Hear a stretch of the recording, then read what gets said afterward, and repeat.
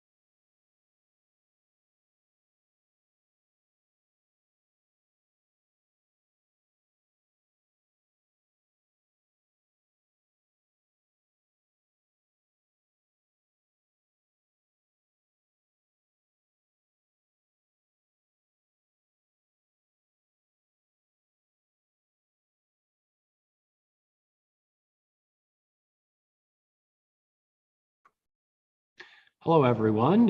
Can you hear me?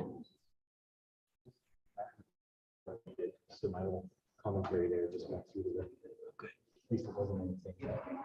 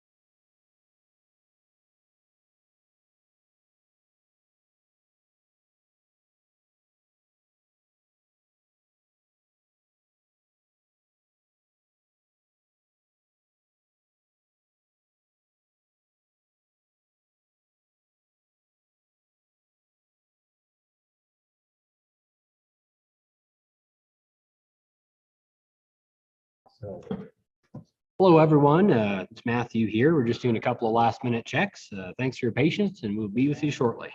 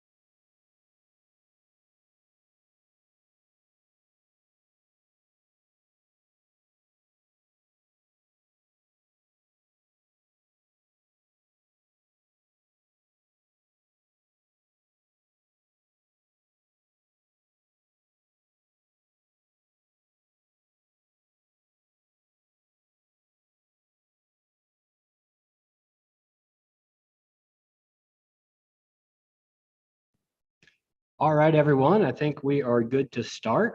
Thank you all for your patience. We're cobbling together a lot of different systems last minute. So my name is Matthew Nelson. I work for the Woodmore Improvement Association. I'd like to thank everybody for coming to the event tonight. We have a couple of excellent guest speakers tonight. We've got Dave Root with the Colorado State Forest Service, Jamie Baumgardner with the Tri-Lakes Monument Fire Protection District, Jim Reed with Pikes Peak Office of Emergency Management, and the excellent folks with the Tri-Lakes Methodist Emergency Preparedness Group. So anyways, without further ado, I'm going to try to unmute Dave so he can talk a bit.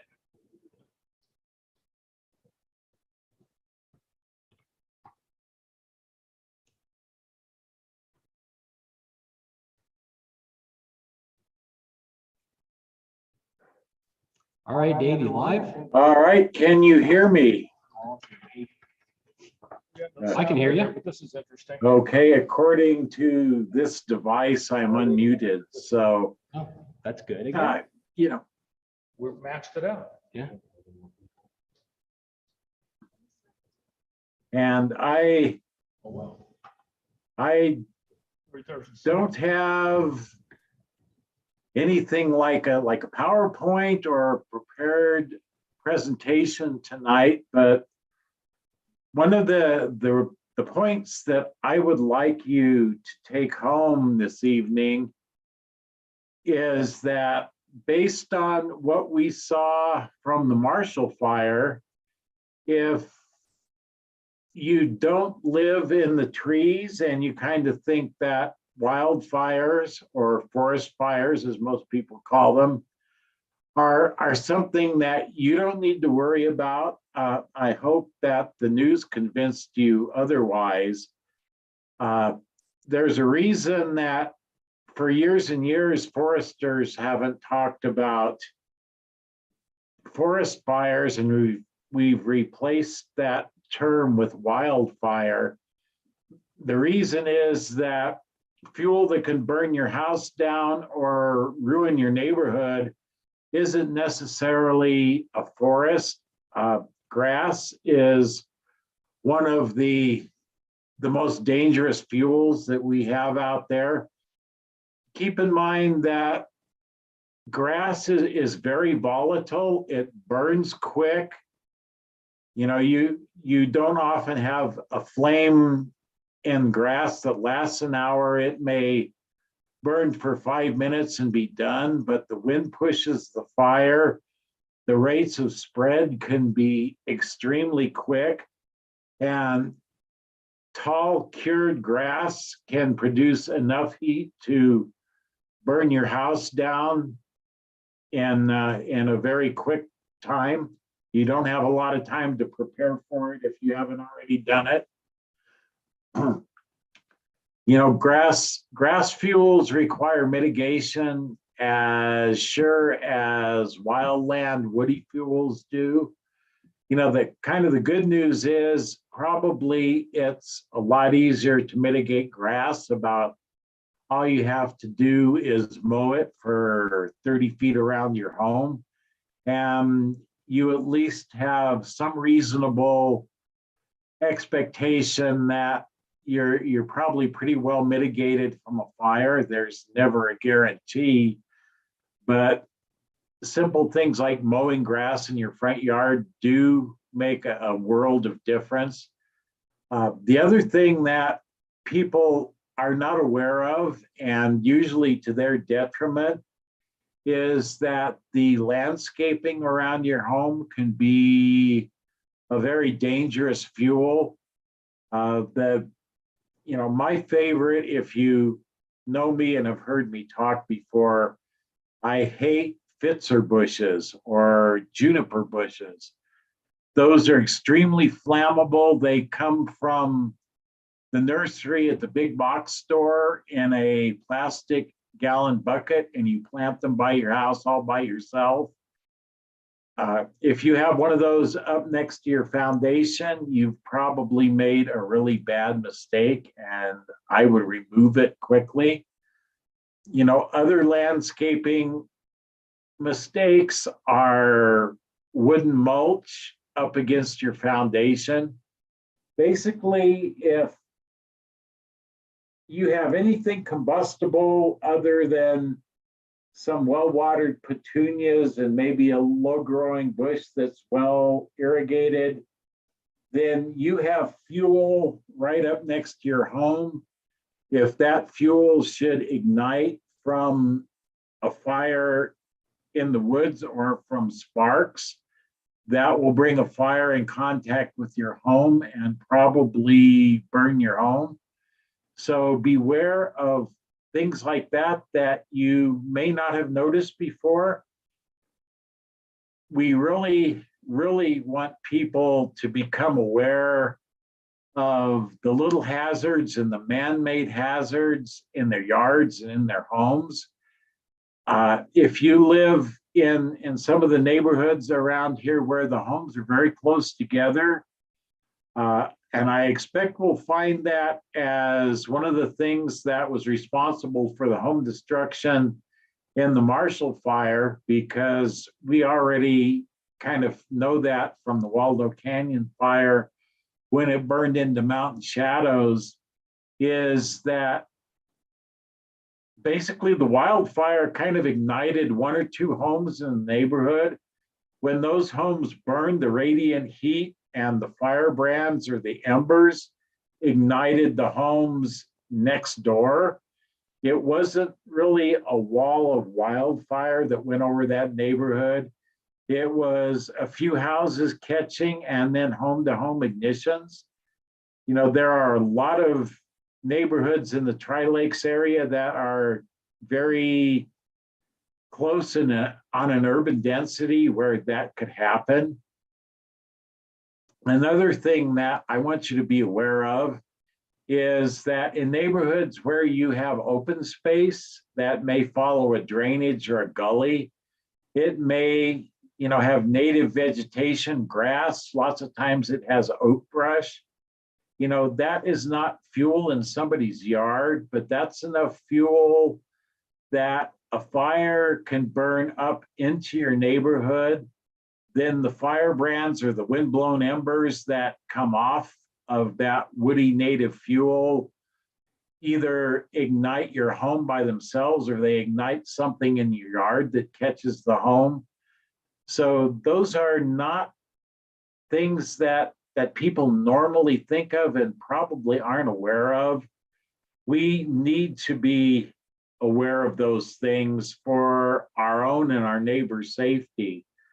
So I would suggest that you contact me, Jamie at the fire department, or if you're not in the Tri-Lakes kind of Donald Westcott Fire District, that there are folks in your fire department who will probably come out and be willing to look at your home, walk around and do a wildfire evaluation.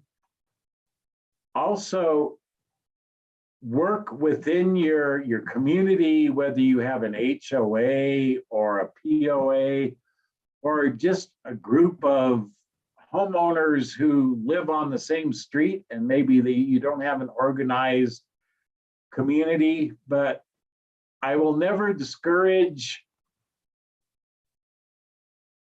I see my little video thing came up. But I never discourage somebody from doing something in their own yard to protect their own property. Actually, that is effective.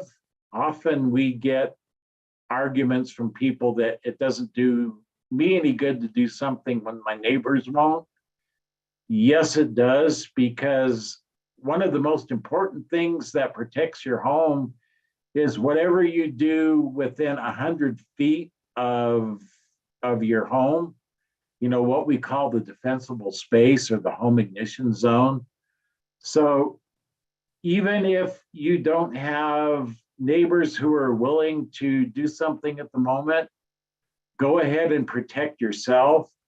But if you can, it's always much better to have your whole community involved and your neighbors working to reduce their fire hazard, whatever that may require, all as a group. And the other thing, something that over the years that I have been doing this, this all began with the Hayman fire 20 years ago this summer. Fire mitigation became kind of a big thing. But I recall when we started this, it was we would go find any homeowner, any property owner, anywhere who was willing to do mitigation. And if we had some grant money, we threw the grant money at them. We soon learned that kind of willy-nilly wasn't the most effective way to do it. So we started trying to organize communities and get neighbors to work together. We've had pretty good success with that, at least in some communities, some more than others. But I think, we really need to start looking at this as a regional problem, not just your neighbors, but the neighbors in the next community to the east or west or north or south. We need to start working together with all of those. And that is kind of my short spiel. It certainly isn't a lesson on exactly how to mitigate fire hazard, but get in contact with me or Matthew if you live in Woodmore, your fire department.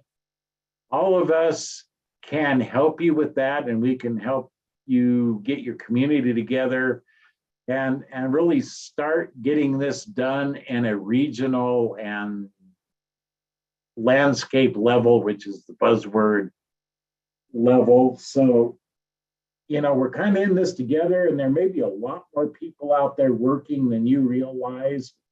So you're not alone, and let's get together and see if we can't do something about this.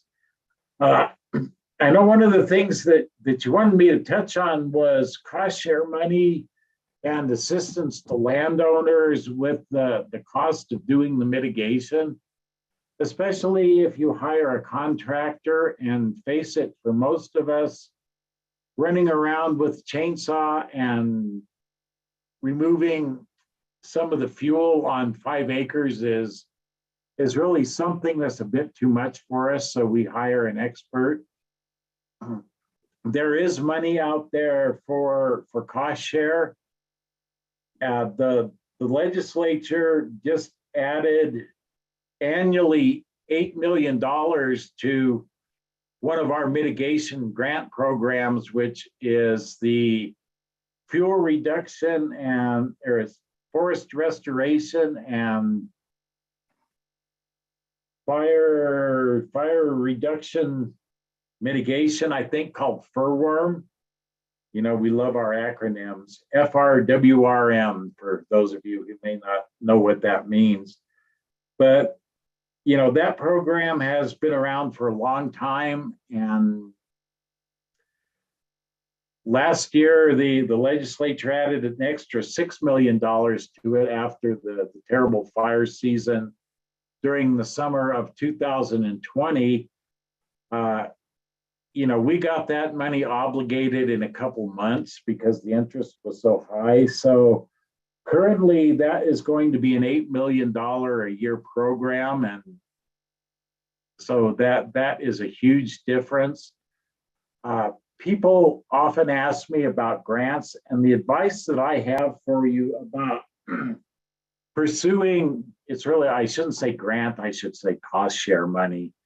But the advice I have for you to pursue that is the more you work with the neighbors and the bigger a project you can have with more acres across the landscape. And it doesn't have to be every neighbor right next to one another. But if you can get 10 people in your neighborhood to come together and apply for that money, those larger kind of projects have a much better chance of being funded than a single landowner trying to go on their own. So the secret for kind of trying to get grant money is, you know, work with your neighbors and your neighboring communities and people in your area to make a bigger, more comprehensive project. And the second part is that we really need to be thinking about these far in advance. The money often is announced about 2 months before the due date for the applications. That's a really short time period if you have to go out and try to recruit people and bring them to the table. So what I like to do is I like to have people with their projects in mind. And, you know, the grant will ask you how much you're going to match it with, you know, how much do you want from the grant, that sort of thing. If all of that information is kind of in a file jacket or in a folder somewhere, the day that, you know, the press release goes out and says, we have money, we're taking applications, you know, have them to your state Forest Service office in a month. The more information we have in advance, the quicker we can put those together. And the more time we have to actually check over them and try to make them better applications. So, you know, begin talking with your neighbors and working in your neighborhood to be prepared when the grant money becomes available. And at the moment, I understand there's been some changes to the program this year. And we are working with some of the interdisciplinary committees and some of the people who actually do the selection of the grants to figure out how to accommodate those changes in the program.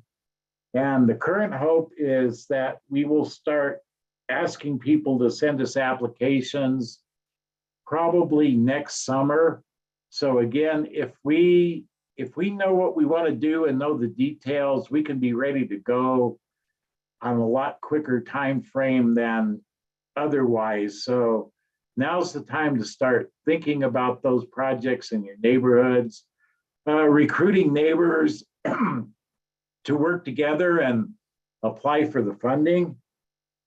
So, you know, keep that in mind and let's start on that now. And that was kind of quick and maybe a little bit disjointed, but I think we kind of covered that in the 15 minutes that we have. So I think I can turn it over to the next speaker now, and I understand we'll have time for questions at the end of the program. So if I went over this too fast and I left you with a lot of questions, go ahead and ask them when we take the questions after the speakers are done. And Matthew, I guess I'll send it back to you. Oh, thank you, Dave. I appreciate that. So our next speaker is Jim Reed with Pikes Peak Office of Emergency Management.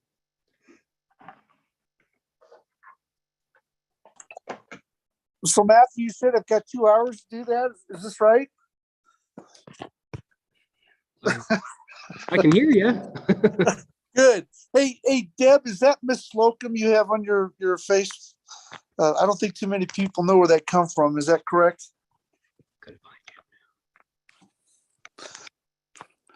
Oh, dang that. Okay. All right. So let's start. Where do we start? So here's what I'm going to ask everybody to do. Just work with me. Work with me. I want you to close your eyes right now, and I want you to imagine you're sitting at home watching the news, watching TV or whatever, and you get the missing child alert that comes on your phone, but it's coming from us, and it says you need to evacuate immediately. Now, tell yourself or ask yourself, are you ready to do that right now? Are you ready to get up from your couch, get into your car and leave? What have you prepared for? So I'm going to talk a little bit about preparedness, and I'll go through it fairly quickly. But a couple things I want you to do, and please find a pen and paper, and I'll give you some resources to go to. But anytime we want to be prepared, we have to start with a plan. And the plan has to cover what are you going to take with you? Where's the designated meeting location if you have multiple family members and they're separated when an event happens? Now, I would suggest, meeting places that are quite a ways away from your home where people can meet and make it a place that's stationary, not mobile. Whether it's a grocery store or a gas station, or someplace where everybody says, if an event happens, I can't get home, I will meet you here. You should go around and hold on, I've been asked to start my video. Here we go. You should go around. The other thing you should do is drive around your neighborhood. How many ways are there to get out of your neighborhood? Be familiar with all the ways in and out of your neighborhood. If we gave you a set evacuation route and the event occurred that you aren't able to use that route, to throw you off, right? So be familiar with your neighborhood. Be familiar with multiple ways out. You have to know different escape routes. Have an evacuation plan for your pets. How many of you are prepared to throw your pet and you're going to throw them in the car and just go? What about food and water for that pet? Have a family communication plan. Now, I will tell you, we learned during Waldo Canyon Fire and a few others that the cell towers sometimes work and sometimes they don't. So be prepared to figure out how you're going to communicate. And one thing I want you to know, we've had a couple of folks that have not been able to escape. Some of our folks are elderly or they have physical limitations. Know your neighbors, folks. Check on your neighbor. If you know your neighbor is in that position and you don't think they can get out, go over there and check on them and see if you can help them. But the most important thing you can do is have a plan. Now, after you've created your plan, you need to practice it with your family and discuss it. Make it a family event and go through it together. The next thing is prepare for that plan. Look around your house. What are you going to take with you? One of the things I would say is that you have an emergency kit set up, okay? And what's in there? So you should have maybe some food, some water, food for your pets, water for your pets. Have a map that shows different locations. So if you're not familiar with your neighbor, you can at least look at the map and say, okay. Law enforcement is pretty much going to tell you where to go, so be ready to go. Have your medications. One of the things that we struggle with is that when we do have an evacuation and people are sitting in the shelter, you know what? I didn't bring my meds. Red Cross is really good about making that happen, but it could be hours or days before they get it all squared away and get those meds to you. Have extra glasses, maybe a change of clothes, extra set of car keys, credit cards, traveler's checks, whatever you have. Small first aid kit, a flashlight. A battery operated radio. You want to make sure you have something like that. Copies of your important documents. Now, anymore, you can put them up in the cloud and access them, or you can put them on a flash drive and just throw them in a bag and be ready to go. But don't forget to take the things and make sure it's easy. If it's going to take you 20 minutes to load your car, that's too long. If you're told to evacuate right now, just like in the fire that we had up north, you want to make sure that you can get in your car and go with peace of mind. That's the most important thing you can do. And you know what? To be honest with you, you're more important than stuff. So if you don't have the time, leave this stuff behind. We can replace stuff. We just can't replace you, and that's the important thing to understand. One thing I want folks to look at is go to peakalerts.org and sign up. That gives you situational awareness. You know, you'll get alerts of what's going on or where the evacuations are or what the weather's like. So again, I encourage you to go to peakalerts.org. It's one word, peakalerts.org. And the other thing I think that's real handy is we have an application out there called Pikes Peak Prepared. It's good for iPhone. It's good for the Android. And download that app. There are tons of checklists in there. And have that conversation with your family. Have it with your kids. Have it with your spouse. Have it with your entire family. Anybody who lives in that home. And sit down and say, if we had to leave today, what do we need to do? On the fire that we had up north in Boulder, that fire was 105-mile-an-hour winds. You weren't going to stop that. And that, in reality, that wasn't really a wildland fire, was it? It was a conflagration of homes. And so keep in mind, we could face that easily here in the Peak, in the Pikes Peak region area. Also, folks that live out east, they deal with the prairie, as Dave had talked about on multiple occasions. There's another website you can go to. You can go to PPROEM. Checklist and references there. A lot of information there. There's www.ready has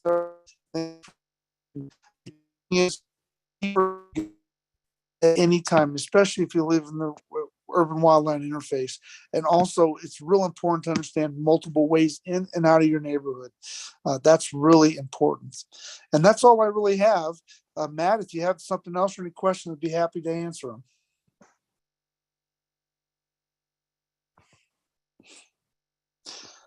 What does it say? Please repeat what? Please repeat those last websites. Sure. www.ready.gov. The application is Pikes Peak Prepared. You can download that. And you can go to pproem.com. There's a lot of information there. And if you're for situational awareness, we always encourage people to sign up for Peak Alerts, one word, peakalerts.org. Does that work?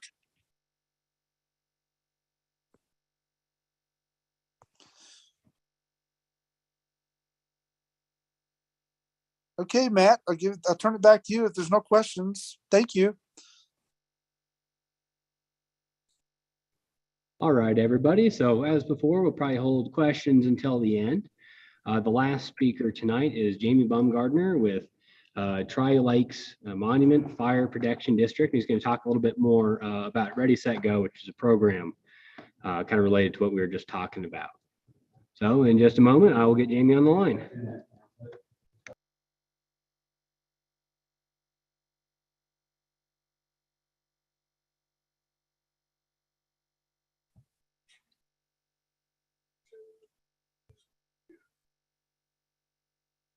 All right, Matthew, I'm here. Can you hear me? Yes, I can hear you. Okay. I was trying to start my video, but it's not letting my video start, so I'm not quite sure what's going on there. But anyway, I was actually going to just introduce our Fire Chief, Andy Kovacs, to the organizations and to the folks out here tonight. Andy comes to us. He's been with us a year now, and I had talked with him today. So I'm going to let Andy take over. Matthew, if you can unmute Andy Kovacs and let him take over, he's going to give us our presentation this evening, and I'll certainly be here to help with questions and answers at the end. All right, can do.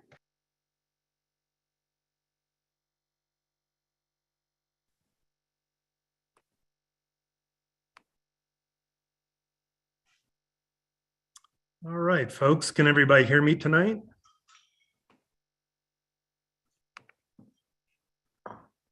Perfect. There we go. All right. Well, first off, thanks for having us tonight. This is a very important topic for us and for Chief Baumgardner and I. Frankly, we lose sleep over the thought of having a wildfire in our community. So Jamie introduced me briefly, but I just wanted to give you a little bit of background. As Jamie indicated, I've been the fire chief now for about 13 months here at Tri-Lakes, but spent nearly 30 years in the fire service. And most of that time has been in Southern California with the Orange County Fire Authority. And so unfortunately, I'm very well aware of the devastating effects of wildfire and wildland-urban interface fires. As you well know, Southern California and Northern California both have experienced catastrophic wildfires for as long as I've been in the fire service, but obviously we've seen those increase in size, intensity, and devastation in recent years. And there's a lot of different reasons for why those things are happening. But our commitment to our community is wildfire preparedness. And I'm going to talk a little bit about some of the things that your fire district is doing to prepare for that eventuality. And once again, I just want to thank everybody that's participating tonight. I know the weather's lousy, but it just shows to me the level of seriousness and the commitment that this community is willing to make for wildfire preparedness. And honestly, the fire district can't do it alone. And we are going to lean on you and ask that you assist us to prepare our community for that eventuality. One of the things that I want you all to take away tonight, if you don't remember anything else, is this idea of ember casting. And if an ember from a vegetation fire can get inside your home and get established, there's a 90% chance that that home will burn to the ground. And that's exactly what we saw a couple of weeks ago with the Marshall Fire in Boulder County. When you look at that fire, and I've spent a little bit of time watching newscasts and reviewing some of the aerial drone footage that was taken subsequent to that fire, what we really found was that, yes, it started as a vegetation fire, but as Jim explained earlier, it really became a home-to-home conflagration. And if you look at a lot of that video, I think what concerns us as a fire district is wildland fires are typically driven by three things. It's either the topography, the fuel, or the wind or weather, or a combination of those three things. And when you look at that fire specifically, the fuel is not what we have here in the monument area. It was grass. And Dave Root explained in detail this evening about his concerns regarding grasses, but it's light, it's flashy fuels, and typically don't pose a significant problem. When you look at the topography of the Marshall Fire, it was flat. There was no elevation gains or very few elevation changes to drive the fire. Ultimately, that fire was driven by the wind, and as Jim indicated, those winds exceeded 100 miles an hour. And we don't have enough firefighters in Colorado to put out a fire that's wind-driven like that. And that was the tactic and strategy and thought process for our wildland firefighting operations in Southern California. We have the Santa Ana winds that would come out of the north and the east. They would blow, 60, 70 plus miles an hour. Those wind events usually last 3 or 4 days. And as soon as the onshore breeze returns, then the firefighting forces can get in there and go to work. So in a wind-driven fire like we saw in Boulder County, really what your fire district, what your law enforcement agencies, what the OEM, Public Works, local government are going to encourage you to do is get out of the way and let those firefighting resources and law enforcement agency resources get in and start working on extinguishing the fire. I just want to give you a quick update on some of the things Tri-Lakes, Monument, and now Donald Westcott Fire Protection District are doing. This year, 2022, we hope to take delivery of our first Type 3 wildland firefighting engine. That engine was specifically designed and built for the wildland interface problem that we have here in our fire district. That Type 3 engine is modeled after what's called the Model 34, which is the CAL FIRE specification wildland fire engine. So that's going to help combat these types of fires, having the right resources to put to work when the hills are on fire. Chief Baumgardner and our HOAs have been working very hard with our community chipping program. And I know Chief Baumgardner's filling up the calendar for 2022 already. So if that is something you as a community member would like to see, please reach out to us and we'll try to accommodate you to the best of our ability. But, frankly, we can't, again, do this by ourselves. And the effort that our HOAs have shown to mitigate the vegetation in their communities are extraordinary, and we need to continue to do that. We're also working on some pre-fire plans, and those won't be for community members. They're actually for our firefighters, for our incident commanders. And essentially those pre-plans help us kind of pre-identify the fuels, the weather, the worst case scenario, the agencies that we would need to request to come to that emergency, evacuation centers, contact information, the number and type of resources we would request for that type of incident. And what the consultant will be doing is planning for a worst case scenario. And we know in a wind-driven fire like we saw in Boulder, we're already behind the power curve. We already are going to find ourselves lacking resources during those first several hours. But this plan basically helps us strategize and formalize what that plan should look like for those first 6 hours. And so we'll be working with the consultants over the next several months to establish 3 pre-fire plans.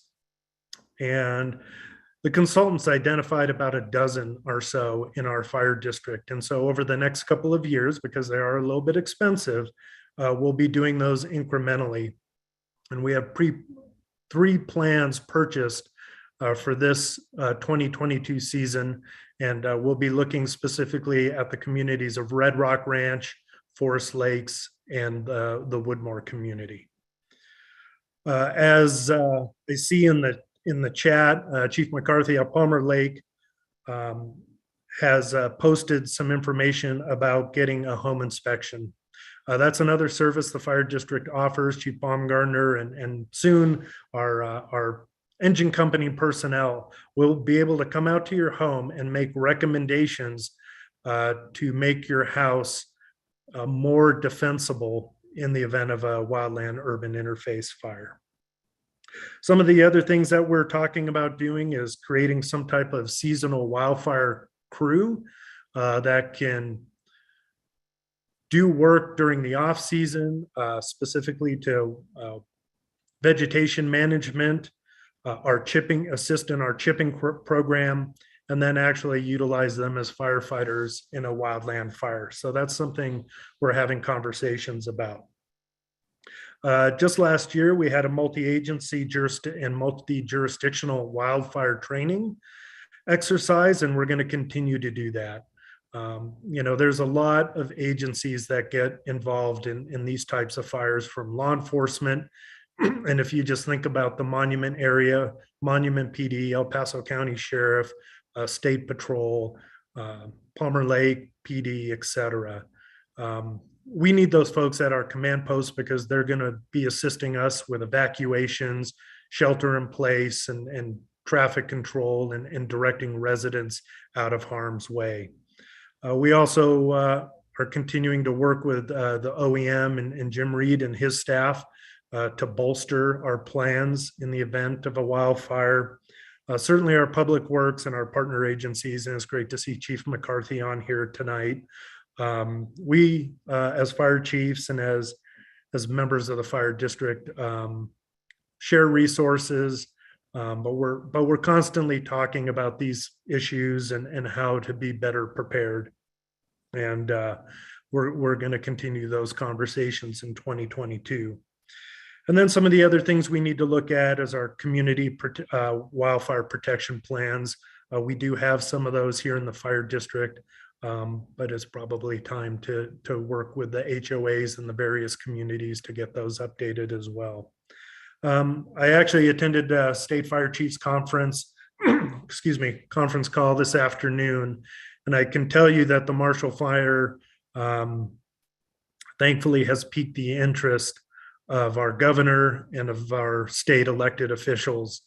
And there are a lot of things in the works at the highest level to prevent another Waldo Canyon, Black Forest fire, and again, more recently, our Marshall Fire in Boulder County. So with that, I think Jim kind of highlighted a lot of things I was going to talk about, but Chief Baumgardner and I are committed, as is the fire district, to our Ready, Set, Go program. And we're going to get some stuff posted up on our website, tlmfire.org, so you can find those resources. We do have a lot of printed material, so you're welcome to come by our fire stations or our administrative offices and pick that information up. But Ready, Set, Go is a national program, and that's something we've adopted here locally. And again, Jim's kind of hit some of the highlights, but for the ready part, those are the things Jim's identified, with having a plan, having a meeting location if you're required to evacuate your home. What personal items are you taking? Your pets, food, clothing, medication, important documents, etc. Have those all pre-identified long before the fire ever starts. And then get set. There have been a bunch of great resources tonight that will get you the information you need if there is a wildfire here in our community or in the region. Pay attention to those things. And when you start to hear that you're in a pre-evacuation area, if not sooner, get all those things in your vehicle. Again, confirm the plan with your loved ones and be prepared to go. And then lastly, when your public agency officials, law enforcement is often the ones that are communicating these messages, as is the OEM, leave immediately. I'll just share a quick story from the Cedar fire in San Diego. It was one of the most devastating wildfires in Southern California history. We went there as a strike team, which is essentially 5 fire engines and a leader. And we went into Wildcat Canyon, and we met a gentleman who had reported a medical emergency. And so we meet with him at an intersection, and he points to this moonscape because the fire had devastated this particular canyon. There wasn't a lick of vegetation to be found after the fire went through. And he said, "My wife is out there. She has a burn injury." And so we traveled, we were kind of confused, but So we traveled out there, and then what had happened was him and his wife took two separate vehicles. They left late. They were trying to drive out of the canyon. He escaped and she did not. Her vision was obscured by the smoke. She put her car into a small drainage ditch, stepped out of the car, and was burned over and fatally killed. And so, that's left an impression on my mind, and I'll never forget it. And having to come back and tell that gentleman that his wife had passed, was difficult. And it didn't really register with him. And in fact, he hopped in the car and made some comment about having to go meet his daughter at the Red Cross shelter, and that was the last we saw of him. But the problem was they left late, and she was overcome by that fire. The point I want to make is that if you stay because you want to defend your home, or you don't think the fire is as bad as we're telling you that it is, now our focus is on you and not protecting your home, because the fire department's mantra is life, property, and the environment, in that order. And so if we're having to effect rescue, then we can't spend the time and effort and energy that we need to extinguish the fire. In addition to that, you have to remember that if you congest the roads, trying to leave the scene late, those are oftentimes the same roads that law enforcement and fire are using to try to get resources in to extinguish the fire. So again, if you leave early, then that allows us to really focus our efforts on extinguishing the fire and limiting the fire spread, and ultimately saving your home. So in conclusion, that's really all I have for you tonight. Again, I'm so proud of everybody being out on here late in the evening, using their personal time to get educated. But if you have any questions, please reach out to us. There's several emails on our website. We're more than happy to work with you, and we want to work with you, to prevent this from happening in our community as well. So thank you for hosting this, Matthew. Appreciate it. And I look forward to talking with all of you again.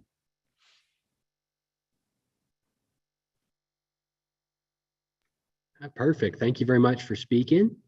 The last person we have, I apologize to mention, I didn't mention this earlier, but Andre Mouton with the... No, he's not. Oh, I'm not muted. No. So Andre Mouton with the Tri-Lakes Emergency Preparedness Group, and he's going to speak briefly about their program. Hi, everyone. Thank you, Matthew, and welcome, everyone. I really appreciate everyone being on tonight's session. I'm Andre Mouton.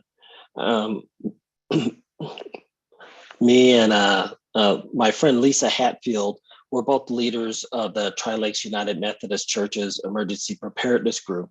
Now, our group has been in wildfire preparedness and recovery efforts since 2013, just shortly after the Waldo Canyon fire. And we're partners with all of the organizations involved in tonight's session. And we're also members of the El Paso County Community Emergency Response Team, or the CERT group. What I'm going to speak about quickly is our Wildfire Neighborhood Ambassador Program. And the theme for our program is building community through reducing wildfire risk. Tonight's session is really great, and it provides information on how to reduce risk individually and provide you perspectives from our professionals. I think it's important for everyone to hear that. Our Neighborhood Ambassador Program is designed to help take tonight's information further into action. And the goals for our program are to help neighborhoods to become self-sufficient in wildfire risk reduction activities, to improve home survivability, evacuation safety for you to evacuate out of your neighborhood, and then also to improve first responder safety to come into the neighborhood to be able to save you, save your homes, etc. Our campaign focuses around homes, the ground vegetation around within 30 feet around residences, help you reduce those ladder fuels of vegetation that allows the fire to climb from the ground into the tree canopy, and then the avenues of approach, looking at your driveways, your roadsides, and streets. And hopefully in the process of doing that, also improve relationships between your neighbors, build a network of neighborhood ambassadors for collaboration, and then improve the health and beauty of our neighborhoods. We're going to do this, and it doesn't involve clear cutting as some folks think. We're going to help maintain the health and beauty of our forests in our neighborhoods. Last year was our first year for the program, and it was fantastic. We had 44 people, around that number, in approximately 20 neighborhoods that were involved. In the monument area, we had as mentors folks from Woodmore like Matthew, Colorado Estates, and Red Rock Ranch. But the new participants, we also had neighborhoods of Bent Tree, Jackson Ranch, the Ridge at Fox Run, Higbee Estates, Forest View Estates, some folks from Palmer Divide, out eastern El Paso County and Rivers Divide, and then some other folks from nearby communities like Pikes Peak and Mountain Estates in the Ute Pass and Woodland Park. So what's covered in our program? We talk about getting organized as a neighborhood and how to get started in a neighborhood organization for fire risk reduction. We cover in detail home ignition zones and the home hardening against embers. We do that both online, and then we do a practical application with the group, and we go to individual homes and we talk about fire risk around that house, so we can be very specific with those concepts. We talk about neighborhood hazards, and then also we'll lead you to talk and connect with your fire and forestry professionals. We think that we can't do this alone, and you need the help of the professionals along the way. And then we get into other things like the chief mentioned, ignition, resistant landscaping, and wildfire emergency preparedness. And then we start getting into how to prepare your neighborhood for basically a rolling chipping day project. We give you all the details on how to do that. We give you examples of how we've done it in the past. And then we come back together and work through and demonstrate on how to do certain things like work a chipper, and then work the line for a project that chipping day that leads you into that project online and in person. All of our sessions are recorded, and so you can, if you're not able to make each of the sessions, you can view them. And then after the academic portion is done, then we work with you through the summer to mentor you through projects during the summer months. So for this year's program, we're going to kick off the program on February 26th. That's a Saturday morning, and just give you background on the sessions. And then each of the individual sessions run from March 1st through May the 3rd on Tuesday evenings. It would take about an hour to hour and a half for each session. So with that, I will put if you're interested in this program, I'll put our contact information in the chat. And then I'll also put on some websites and Facebook pages that you can see more about our group, and then also more about the neighborhood ambassadors and the work that was done last year here. So it's not just an academic, you can see how it worked and all the communications that happened with that. With that, that concludes my presentation, and I'll just post information in the chat. So thank you, Matthew, for the opportunity tonight. My pleasure. Thank you for all of you being here. Now I think we're going to open up the floor to questions. So if you stand with us for just a second, we're going to try to get everything all set up to where we can see everyone. If folks, while he's doing that, a couple quick points. If you have to evacuate and you insist on taking one part, Okay, they can't hear you at home. Sorry, you have to go to that. just for copy. Then you evacuate.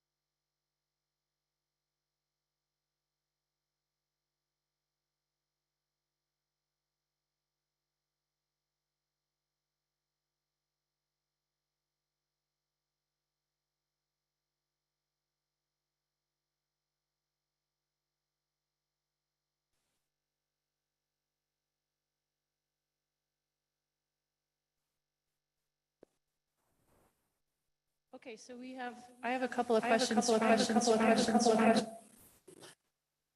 from our online viewers on. I know that the people on Facebook Live cannot see the chat, so I want to tell you right away that the contact information about the Neighborhood Ambassadors Program that Andre just talked about, if you want to write to us at epg@tlumc.org. That stands for a very long thing, Emergency Preparedness Group at Tri-Lakes United Methodist Church.org, TLUMC. So it's EPG@TLUMC.org. Or you can see our website for the Tri-Lakes United Methodist Church.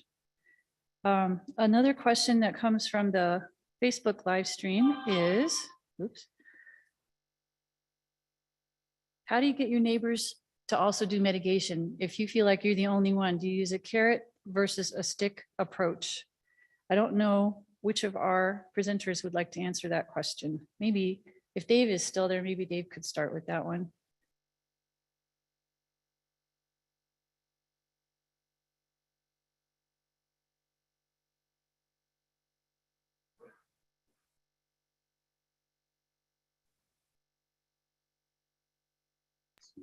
Dave, are you still there?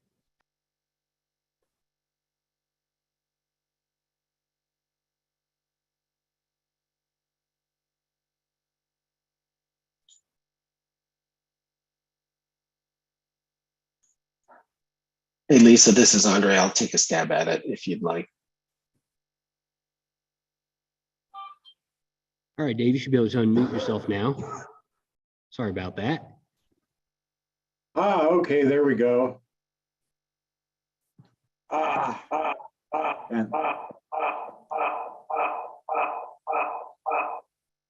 is that me? Could you repeat the question? I went through so much hysteria trying to unmute myself. I forgot what it was. Okay. The question is, if you are the only one doing mitigation work in your neighborhood, how do you get your neighbors to also get some work done? Do you use a carrot approach or a stick approach, or what do you suggest? I guess I would suggest a carrot because it's nicer, but I'm kind of mercenary, so I would do anything that worked. But one of the really important things about going out there in your own yard, in your own property, is that you're leading by example. And it was mentioned that mitigation isn't clear cutting and it isn't destroying the forest. In fact, if you do the mitigation right, you actually improve forest health. Your trees are more vigorous, insect resistant, and that sort of thing. And when you're done, you'll probably find that you really think it looks a whole lot better. So the simple act of kind of leading by example and showing your neighbors that it has more benefits than simply removing the fuel is probably the best way to go about it. And then, yeah, the carrot approach is probably better than the stick.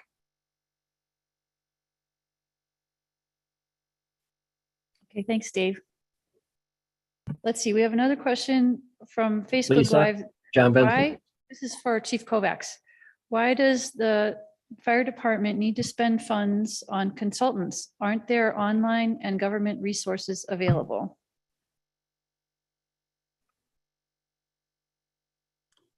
Yes and no.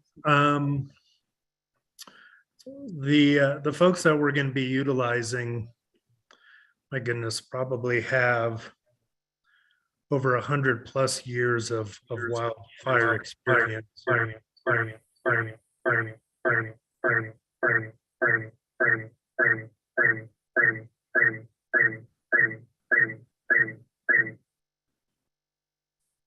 Sorry, that's not me. But I'm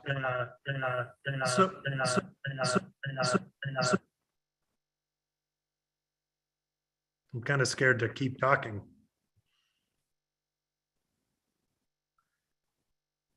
Let's try that now. We pressed a bunch of buttons.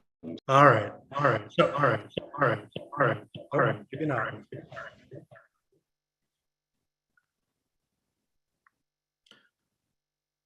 All right, I'll try again. So some of the resources I think that the participant was asking, they're general in nature. What this consulting group will come out and do is sometime in May, they will actually spend a couple of days in the community. They will be talking to all the stakeholders, and we'll make sure that for the 3 that were selected this year, we have representation from the HOAs participating. But you know, it's one thing to look at our wildfire problem on a map or on a website. This group physically comes out and ground truths the area in question. And so they look at the fuels. Prior to them coming out, they've already kind of looked at the fire history, the weather for the region, and all those kinds of things. But I think there's a personal touch when they come out and spend a couple of days talking to the firefighters, law enforcement, OEM, HOA members that have lived in this community for a long time, because I think there's valuable insight in having that one-on-one, face-to-face connection and conversation. Those are things you won't get from a government website or other like resource. So these plans are very specific to the individual communities and are not generic.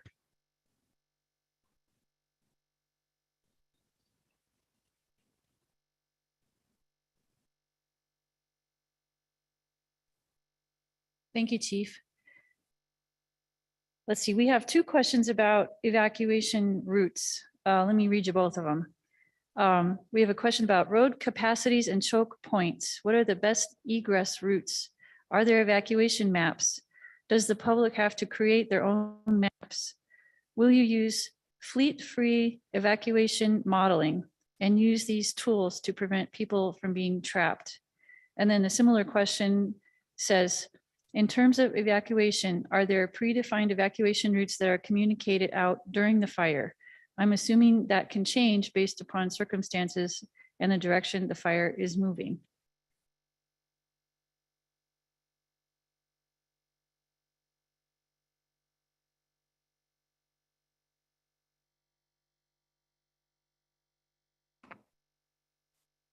I can try to address part of that question, but I think maybe if Jim's still on, he can kind of back me up from the OEM perspective.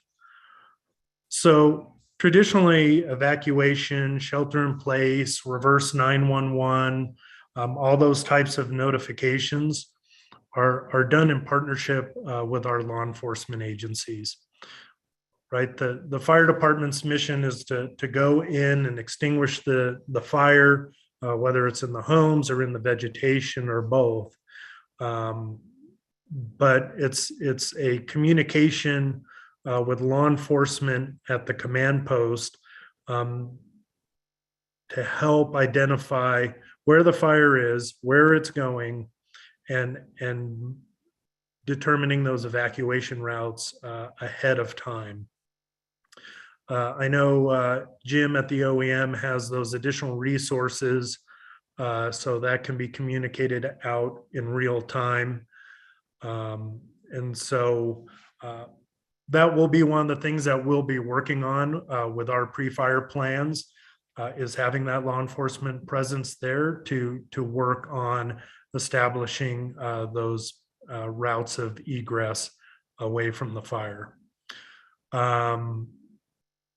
You know, that's something we probably need to have additional conversation with our law enforcement partners on, just to make sure that we do have those pre-identified. And of course, every fire is going to be different. It's going to start, you know, we can't plan for the fires starting in one specific area, but you know, we certainly need to have additional conversations with the sheriff and local law enforcement to make sure that we have those plans and those are communicated to the community.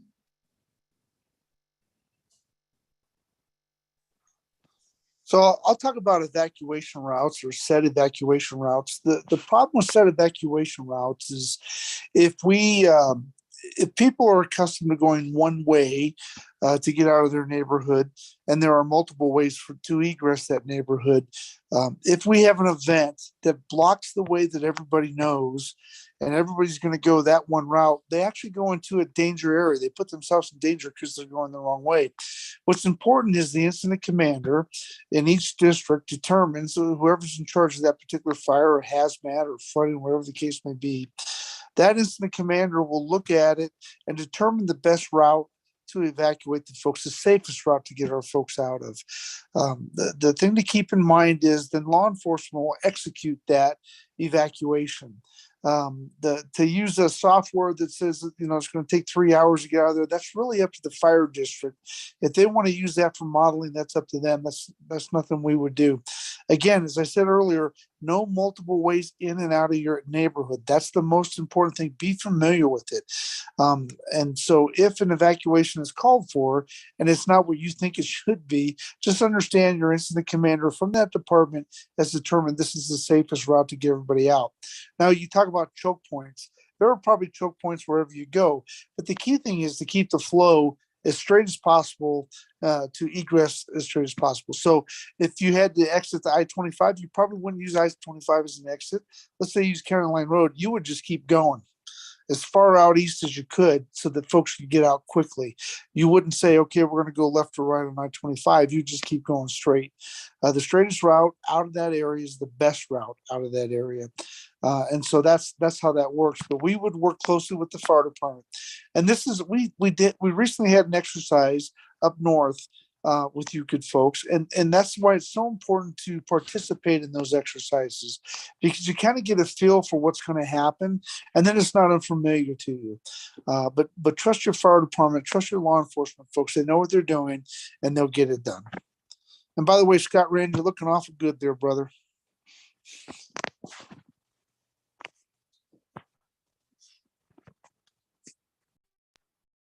Okay, so I think what we'll do now is we'll open it up to any questions that might be here at the church. Does anybody in the audience have any questions you'd like to pose to the folks online?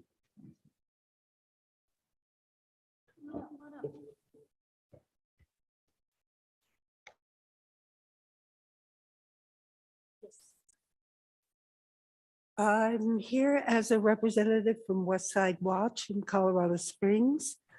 One of the questions I'd like to ask, given the Paradise Fire and their post-fire knowledge and expertise, why does Paradise publish maps for egress with safety zones outlined?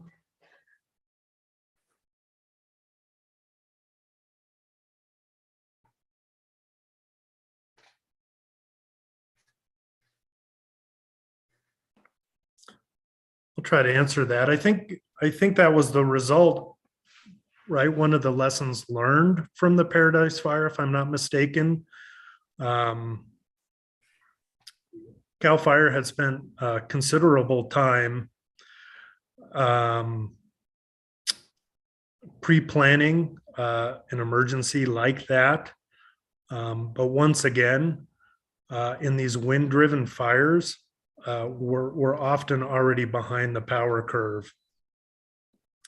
And so I think that was a lesson learned from Paradise. And I haven't seen those egress routes and evacuation center locations and those types of things.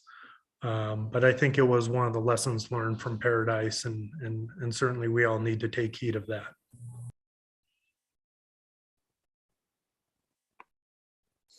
There are questions posted in the chat. Yes, I was going to start working through the questions posted in the chat now. Give me just a moment.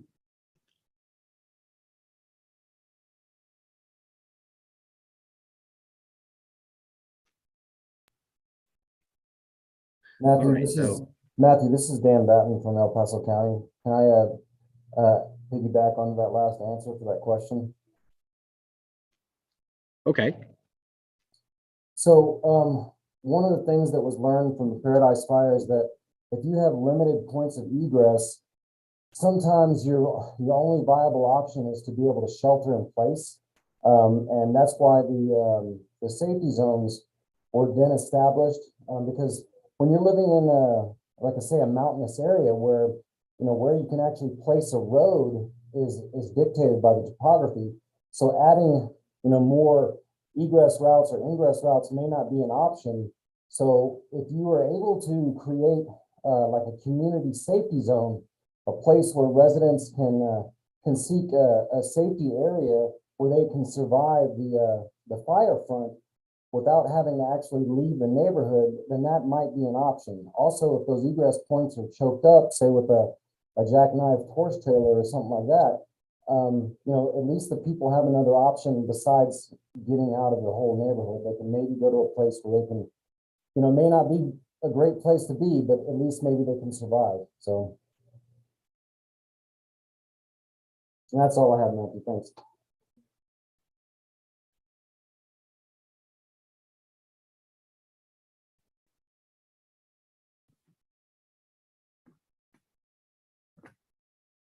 Okay, thank you for that.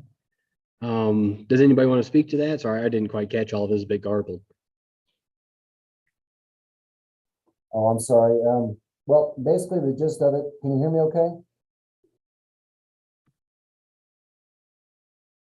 Still a little garbled.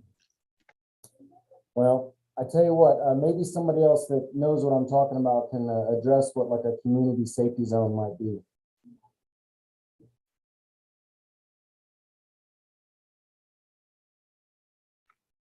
Okay, so it sounds like the question was about the possibility of creating community safety zones.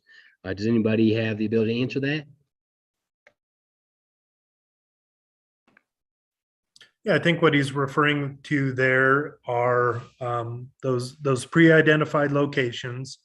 I would assume typically fire resistive or non-combustible buildings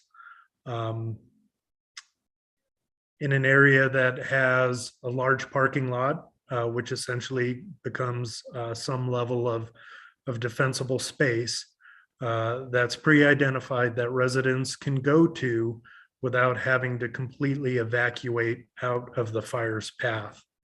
And frankly, those are skills that we teach our wildland firefighters.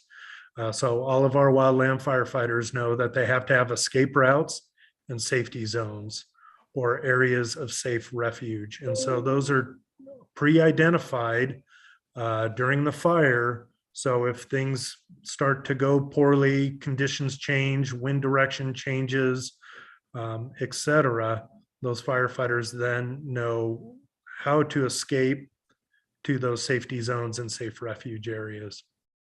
So I think it's a similar concept, but for community members that can't get out in time ahead of the fire, and they need a pre-identified location for where they can gather to be safe from the fire front.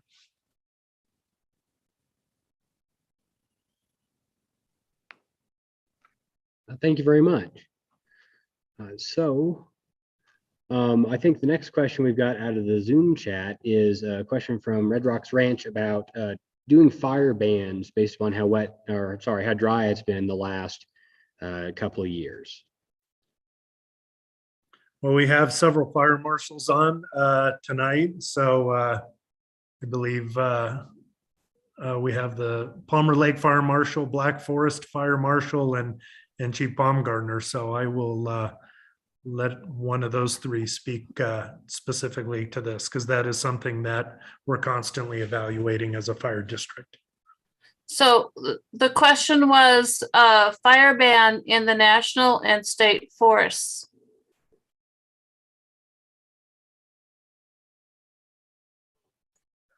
Are you asking how those are determined in those two forests or in those two areas? No, I'm asking if we can request one for the season, the entire season. this year. We're just like dry as all get out, honey. Beth, As you know. This is Jamie from Tri-Lakes. That's something you can request through the Pike National Forest for that area. But they function on many of the same principles like locally we do here, where they'll evaluate the fuels and the weather, the expected weather, and what our current conditions are, and base that upon whether we implement a fire ban or not. And then they do very similar things in the forest, the national forest at least.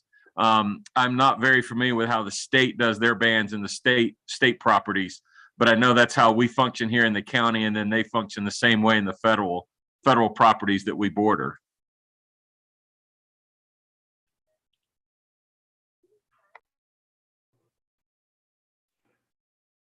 Beth, this is Dave Root. Okay, I've got a question. It's not something I have a lot of expertise on, but any kind of state land that's under the jurisdiction of the county sheriff, and they would be the ones who impose a fire ban.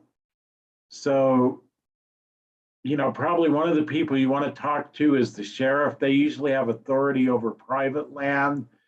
The U.S. Forest Service has authority over federal land, and it can be a real complicated issue sometimes if one entity bans fires and the other one doesn't. So I would talk with the sheriff's office and the U.S. Forest Service depending on the jurisdiction of the land. Thank you. Thanks for that question. We got a question from Stephanie. She wants to know, a couple of speakers recommended and offered fire professionals to do assessments on your home, on your individual property. What is the best way to go about this? Who should we contact? Specific individuals, our local fire department, or someone else? I know the answer to this, but who wants to answer it? Should I answer it? So my recommendation is, and anybody else can chime in, start at the smallest level and work out from there. Ask your HOA first. If you don't have an HOA, you should become the spark plug for your neighborhood and sign up for our neighborhood ambassadors class, and we'll teach you how to do the fire evaluations yourself. But then talk to your local fire department, call the State Forest Service, and they'll get you referred to the right person. How's that sound? Yay. And then the next one is from Elizabeth. She wants to know if this presentation will be available for those who were not able to get on the Zoom sessions. Oh, we're sorry about that too. We had the limit of 100 people on the Zoom session and we maxed it out. So good job, everybody. We are recording it and it will be available in multiple, well, at least one place I know is on the Tri-Lakes United Methodist Church Facebook page. No, Tri-Lakes United Methodist Church, and it will be on both of them, won't it? So, or write to us at epg@tlumc.org, or write to matthew@woodmore.org to find out questions to all, any loose ends that we're leaving loose.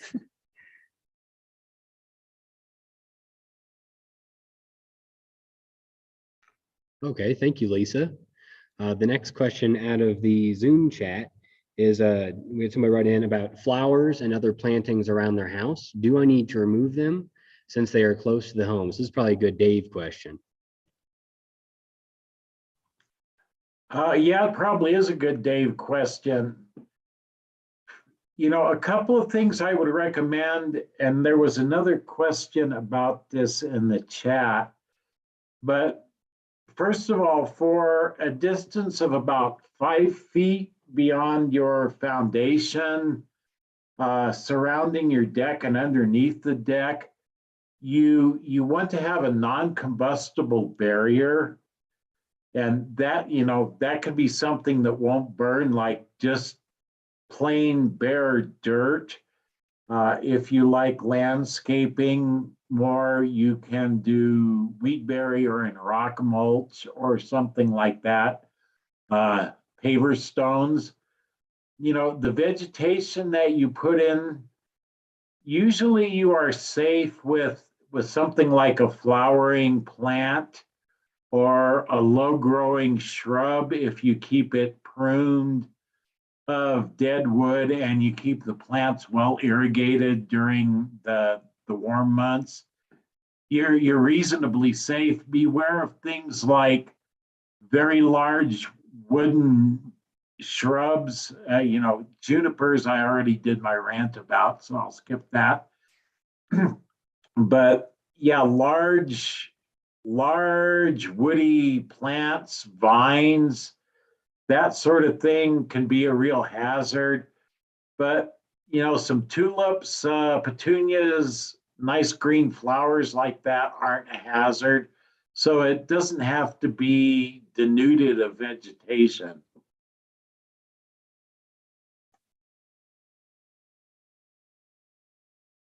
Yeah.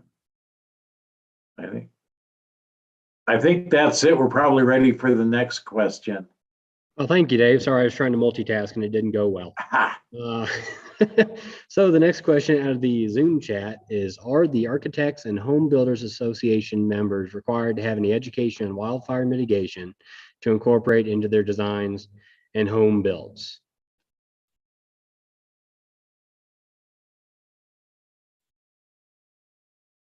Can I take that one? Please. This is John Benson with Palmer Lake. So when a new subdivision's coming in, I know I address with the potential builder or home developer, fire-wise procedures, if you want to call it that, or the next step is fire adapted community. So what's a fire adapted community? In my opinion, it's a community where you don't have to evacuate. We are not there yet here in El Paso County, let alone state of Colorado. But I do address that with potential developers. What are you bringing in? Because, sorry I came into the meeting very late. It was tapped out. Thank you, Lisa. Thank you, Tri-Lakes United Methodist Church. Is talking to that pre-development. What are you bringing in? So you're coming in with a box of sticks that you're going to live in, surrounded by sticks. Okay, go to the locks. Something's going to happen here. What can we do to nip this in the bud early? And this is where the state of Colorado or everybody out west, besides California, is starting or needs to get on board with what are we doing in the development stage?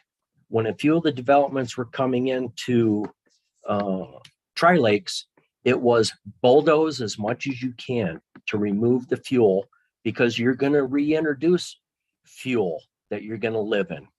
What can we do to mitigate this now? Again, we're behind the power curve of 120 years. We got 1 million acres to our west that's threatening us, and anything can happen.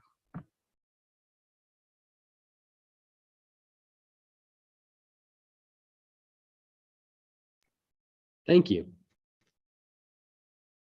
All right, so I think the next question then is, home mitigation is important, but what is being done about common areas, open fields, parks, and the likes? This is pertinent with the Marshall Fire.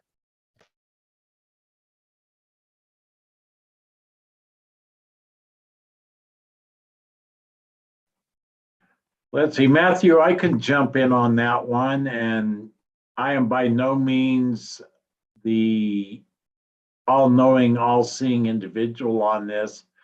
So if anybody else has something they want to say, please jump in.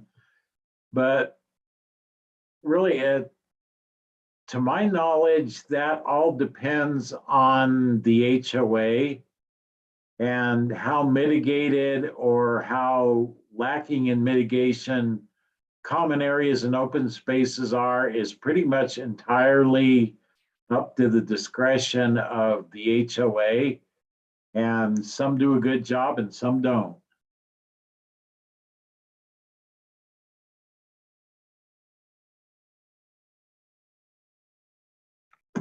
Thank you, Dave. And that's probably just a case of it really depends on who's responsible for that piece of land. So I'd contact whoever owns that piece of ground and ask them about what they might be doing about it.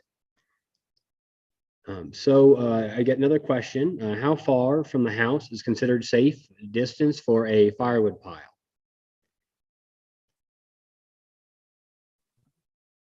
twice the Okay, height of the mass fuel.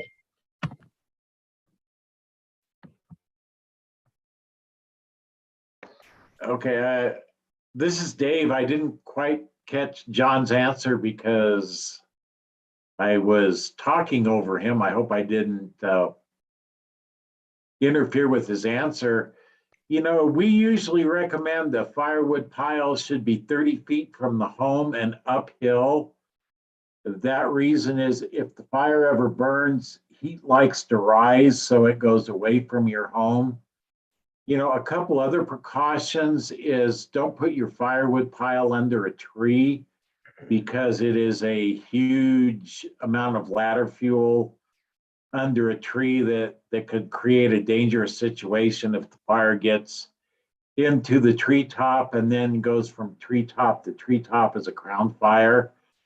But, you know, another precaution is like your foundation, try to have a non-combustible barrier around the wood piles. So, you know, a ground fire, low intensity creeping through low grass can't actually contact the wood pile. And if anybody else has any further recommendations, jump in, but those are the ones that come to my mind. I usually hear 30 feet away from the house is a good place for the wood pile, not stored directly under trees. So that's the guidance I usually give.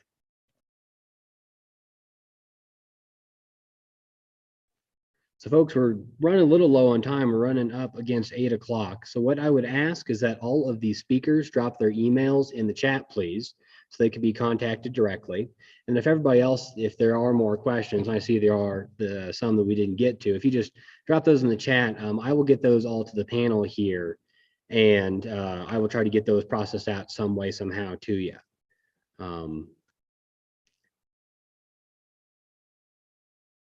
Then we will be making this recording available through a Facebook Live, a YouTube address, and the Tri-Lakes United Methodist website. For those of you that might be in Woodmore, we will somehow figure out how to get it on the website here in the near future. So looks like everybody dropped their email in the chat there, and I'll leave this up for a while so folks can look through that. But I'd like to thank all the really excellent speakers for being here tonight. You all did a lot of good explaining for folks, and hopefully we can make some progress on this issue.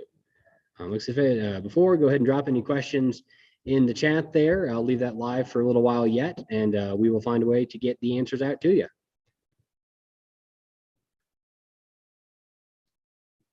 Thank you, everybody, for coming, and I apologize for all the technical issues. They were solely my responsibility, so next time it'll go better.